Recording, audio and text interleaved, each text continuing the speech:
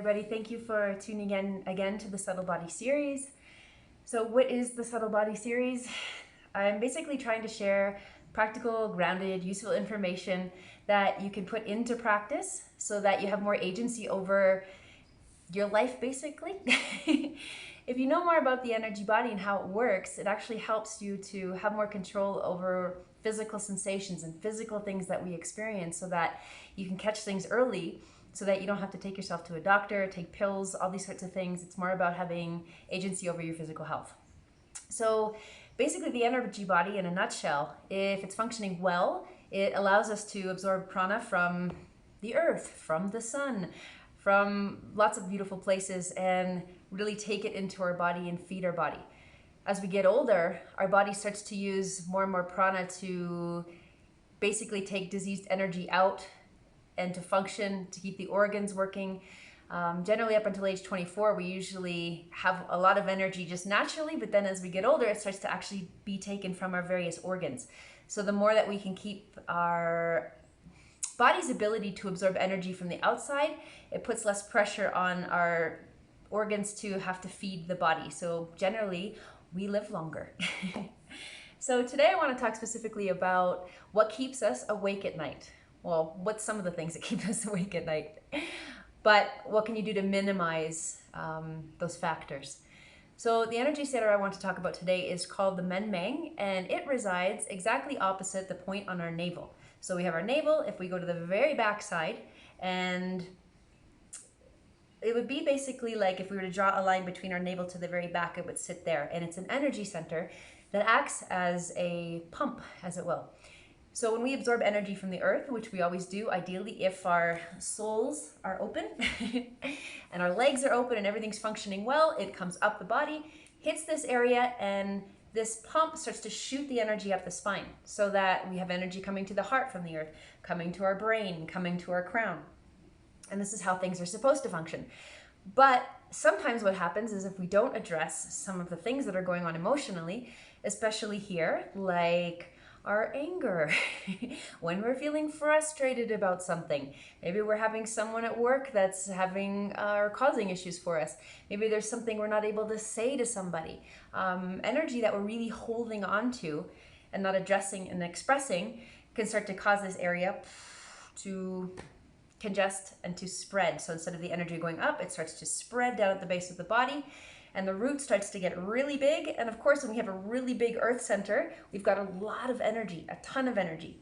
So yeah, exercise is great. And they say that when you have insomnia, get a good exercise during the day. Why do they say that? It's because it helps all the excess energy in the earth chakra, the chakra, to release.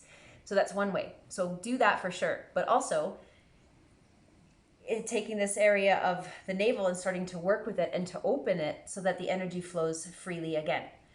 So basically what we want to do is get ourselves into a position that makes it much easier for the energy to start to decongest from our back Men Mang, or the spot opposite our navel. So what I generally do if I'm suffering from angry insomnia, anyway, not saying everybody's angry, but I'm just saying sometimes there's things underneath that we haven't quite addressed, and it's really good to at least search and ask your body, hey, is there something that I really feel I haven't been able to express or that I'm getting frustrated about? Just acknowledging it is amazing. Okay, so what I generally do is take some sort of bolster to drape myself over. Again, you can just use pillows or you can use rolled up blankets so that you can have a gentle arch to your back where the tailbone is not coming forward but coming backwards. So what I basically do is set up this bolster, if you have a yoga mat, about, let's say, a third of the way, maybe a little bit more than a third, down the mat. I come onto my back. Now generally with the body, we want to make it as comfortable as possible so that we're not putting ourselves into this position and having like a cranked neck or really a lot of pain in the low back. It's all about being comfortable so that your body relaxes and then you can allow the energy to flow. This is the case for everything that I do. So when I lean back, you'll notice that my head goes like this, which feels terrible.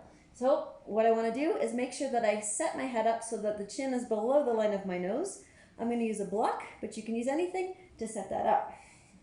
So basically I come back to the point where you can see that my nose is a little bit higher than my chin. So that's the first part.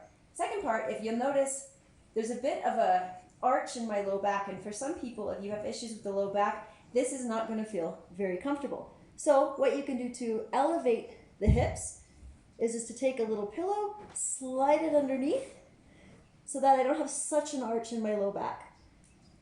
So then once I've got those three wonderful things set up, I bring my arms to the sides. And for some people, again, if you've got issues with your shoulders, you may want to slip something underneath your arms so your arms are elevated a little bit. It's all about setting yourself up first before you really let go into relaxation. This is really important with any kind of what we'll call restorative yoga. So once you're in that position, I just let my body relax as much as possible. And just start taking some deep breaths. And really letting everything settle into the bolster, the floor. And again, if I find there's just something that's not quite right, for me, I feel like I could really elevate my hips just a little bit more. I adjust. That feels much better. Okay, now I can really let go. So once I'm there, adjust the block a little bit. I start to imagine them breathing in through the back side, just like we've done before in other videos. Breathing in through the spot opposite the navel as much as I need to. And while I'm there, I might be asking myself, is there something that I haven't given myself time to feel? A frustration that I haven't given myself time to feel. And I really just go into it. And what you start to notice, if you hit this energy, it starts to feel like a heat coming up through the belly. And eventually the more that works, and you may have an emotional release here, and that's okay, is just start to really let that energy go. Relax as much as possible until you start to feel more of an openness in the belly. Then once I've hit that, I really know like something's popped, something's opened, I've made space, which is amazing.